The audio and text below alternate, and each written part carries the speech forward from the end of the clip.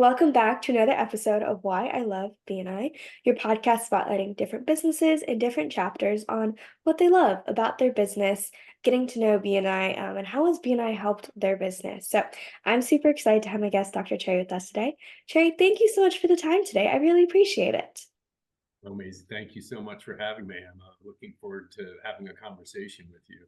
Likewise, yeah. So Trey and I got connected through another lady who I've interviewed before, as well as he came very highly referred from a few other people inside his chapter over there in Jacksonville. So I'm super excited. He shared a little bit with me about what he's doing about maybe a week or so ago. So this is a really great topic, and everything that we're going to talk about today, I think, is just going to blow people away. So Trey, why don't you kind of just take it away and tell us a little bit about what you do and how you're helping people? So, what I'm doing to help people, I think, originates from my previous profession. And for all of you out there who are thinking about starting something new, don't be bold, don't be afraid. I began my career as a dentist 30 some years ago and practiced in New York City, and then decided about 10 years ago that I wanted to do something that I really loved, and the purpose of life is to be happy. And Mhm. so I left dentistry and pursued what began as a curriculum in what's called horticultural therapy. And horticultural therapy is a companion therapy like music therapy or drama therapy, art therapy, except we work with the medium of plants to um, achieve very sustainable and predictable health goals. So I work with um, hospitals and clinics with very specific populations to achieve health and wellness using plants as the medium. Um, Along the way in my training, a couple of my instructors said, I don't know how come you know so much about plants and you're a really good artist, you should go into landscape design. So I added landscape design to my training and graduated from the New York Botanical Gardens in 2020 with uh, with some certifications in those two projects, and then I combined them along with being a certified forest therapy guide, which I can talk about in a little bit. But all of them are under one umbrella, which is essentially to, to deepen our connection to nature for the specific purposes of improving our health and well-being. Mm, So I design, landscapes for home and businesses and institutions mm, that are about deepening our connection with nature. And then, yeah, then so it could be corporate or residential or institutional. So yeah, Trey Gardens is just about, in a natural way, improving our health mentally, emotionally, spiritually, socially, and vocationally for those who are looking for a different career. So that's the seat of my work. wow. It's really, really unique. I'm sure, you've said that a million times. Yeah, it's unique. And other people, I'm sure that's their kind of gut instinct to say. But plants are so cool because there's just so much I feel like the average person doesn't know about plants. Is there like a favorite, maybe, I don't know about if it's like plant fact or anything you learned in your experience with working with plants and um botanical gardens or anything that maybe the average person wouldn't know? Have you got a couple of hours? Yes, for sure. It's really, gosh, I'm hard pressed to pick one Mhm. other than, the ancient native people have always understood that nature is our great teacher. Right. and that we can learn a lot about our own nature by really studying plants. There's a lot of research that now is available for public consumption that shows how plants actually communicate with each other, that plants have their own senses, not like sight, but they Right. have other receptors that allow them to communicate within one being and with each other. And that's pretty exciting. Mhm.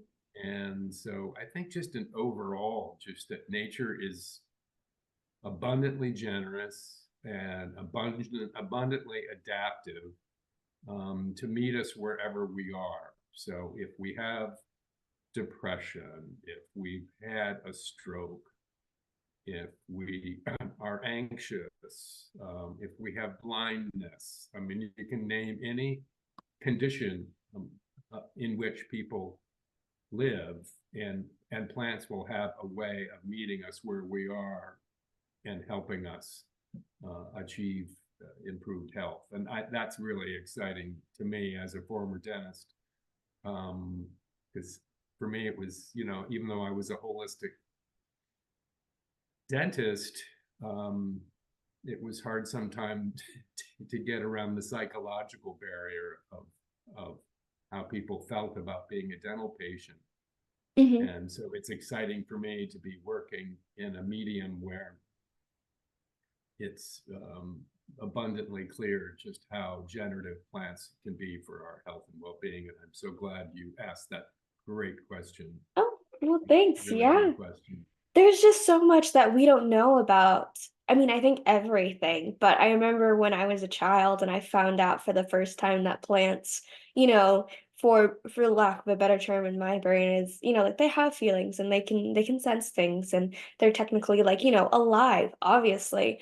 I remember I was like so freaked out by that idea. I was like, "Oh no," because I was, like 7 years old. I didn't like hurting anything. So I was like, this is so freaky to learn.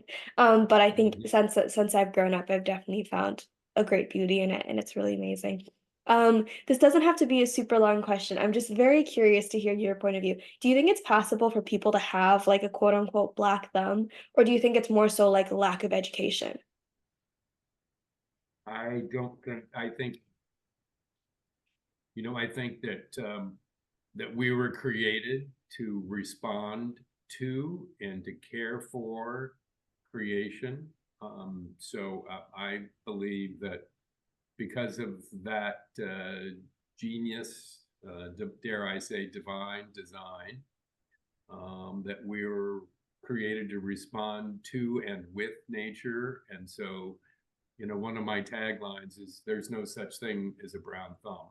Mm, Um, and that you just have to take the glove off just to see how green it really is. That all just stems, it's because people don't know what they don't know. And so, there's legions of children out there that are either apathetic or fearful of the natural world because no one has taken the time to introduce them to right. nature and to know how to respond. And so that's a frightening statistic when you think about how many children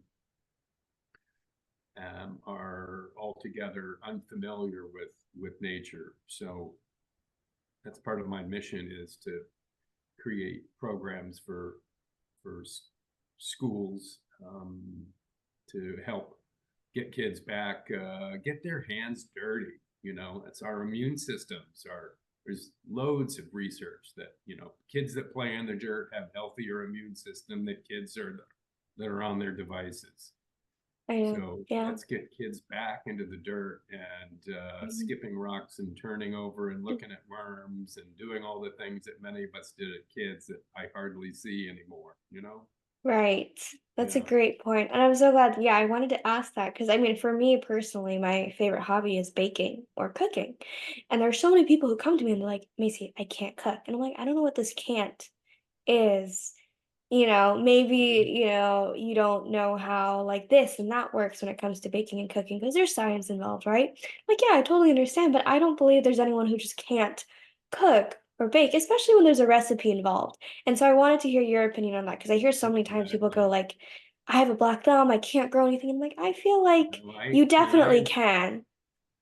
And I intentionally, with all my landscaping design clients, I offer, complimentary tutorials so that I can teach Oh, wow. them, how the fundamentals of watering, pruning, fertilizing, all of that, Yeah. disease management, just so that people get familiar, so they start to enjoy. Because, people don't value what they don't understand, or what people don't buy what they don't value, and they don't value what Mm, they don't understand. And so we have to, mm, in all of our work, we're constantly educating our public yeah. to create value for our product or services, right? Definitely. Yeah. Well, this is so great, and I'd love to talk about this for another few hours. But switching gears just a little bit, I'd love to hear who was the first person that invited you to BNI, or how did you find out about it? Oh, I had never heard about it. I have never networked in my life, yet alone done anything like BNI. But I first learned about it from my beloved friend Merritt Lee, who owns Digital Design Solutions, and she actually did my extraordinary website, and she invited me as a visitor, and I didn't know what I was getting into. I thought it was some, kind of cult or something, but uh, it ended up being enjoyable, and so she was the one that first introduced me. I'm going to say now 2 years ago. Mm, So, yeah. wow. And that's awesome. I mean, it sounds like in comparison to other people, not me. I'm still very new to BNI, but what have you learned about being in BNI? If there are any tips or tricks that you've learned along the way that you'd love to pass on to, newer members like me, maybe. Um, I A couple of things is be authentic. Mm, Just be authentic.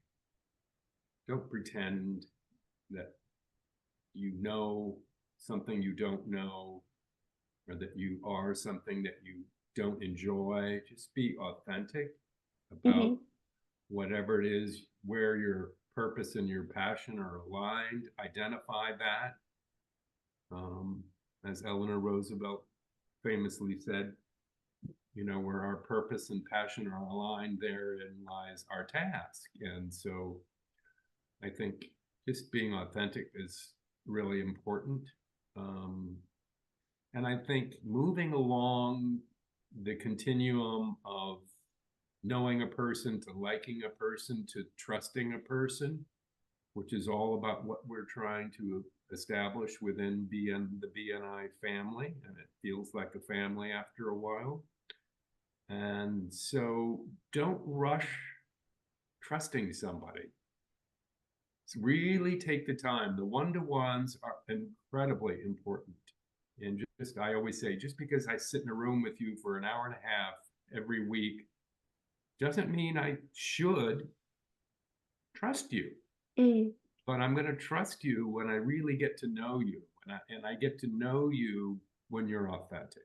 right. And that, I think, really increases the rate at which people start to develop these trusting relationships. And that's what Definitely. it's, I think, all about. I think that Mm-hmm, BNI has also really taught me about giver's gain. I, having lived in New York as a doctor, it was really competitive. Every person kind of out for themselves. And it starts to, there's a certain kind of contagion in that selfishness, or me first orientation. And so this took me a little while to really understand giver's gain.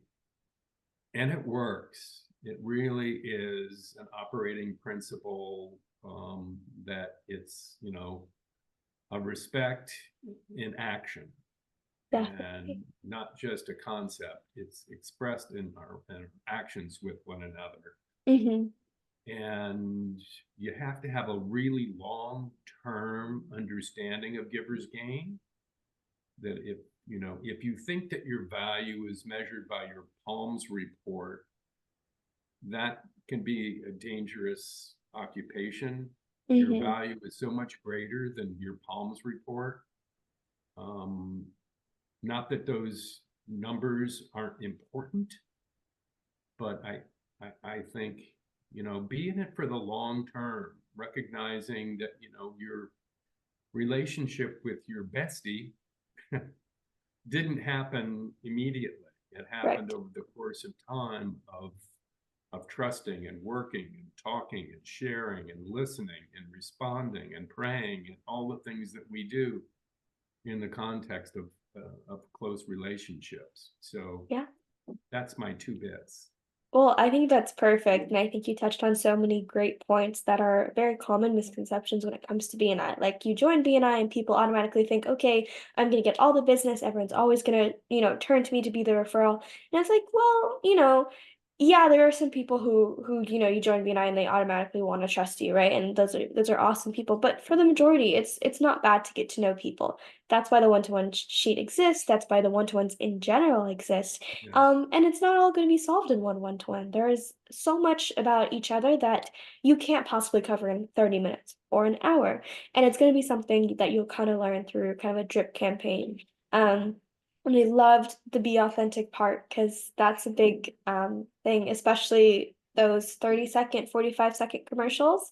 I find that people trust you more when you gotta get out there, you have a little bit more fun with it, though you are concise and you understand what you're saying, rather than, if you chat GPT it, it's fine, but if it sounds like a robot, people are gonna be like, "This is a robot," and they might not Mm-hmm. wanna reach out to do that one-to-one or give you that referral. So, there's a lot of things to keep in mind, but I think those are some great starting points, especially for some new people getting in. So, Trey, I just wanna say thank you so much for coming on, spending a few minutes. I mean, you have an incredible story and you're doing a lot of great things. I think you shared a lot of great tips for people out there who maybe think they have a black thumb or maybe some tips about, their BNI journey. So, I appreciate you Yeah. taking the time today.